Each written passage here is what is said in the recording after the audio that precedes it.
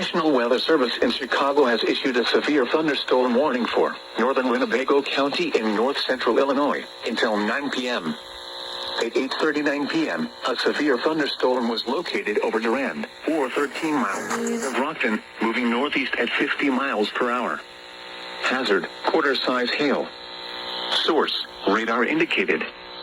Impact, damage to vehicles is expected. Locations impacted include Roscoe, South Beloit, Rockton, Durand, Harrison, Chilton, and Lake Somerset, including the following Interstate 90 between mile markers 1 and 2. For your protection, move to an interior room on the lowest floor of a building.